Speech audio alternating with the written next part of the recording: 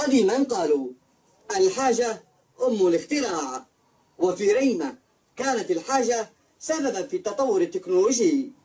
ليس من باب الترف ولا من قبيل التفرد، ولكن غياب الكهرباء بشكل دائم عن المحافظة وانعدام المشتقات النفطية بشكل متكرر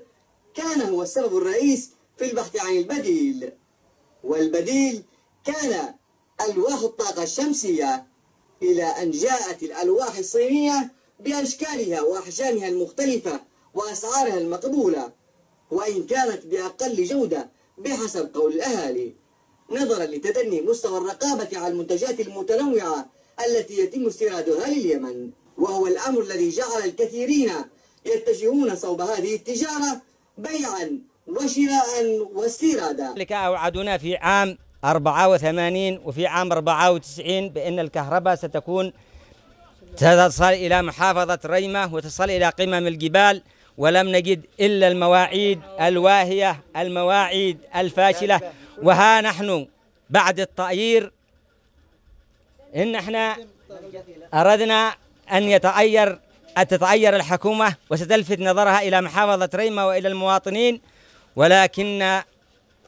فوجئنا بالعكس، لم نجد غير الطاقة الشمسية التي هي أنقذتنا وأنقذت المواطن. أما حكومة الوفاق فلم نجد منها إلا الشجب والتغيير والكلام في الإعلام. هذا ما توصلت إليه محافظة ريمة وكذلك الشعب اليمني بأكمله، فحسبنا الله ونعم الوكيل من الحكومة السابقة واللاحقة، وشكرا.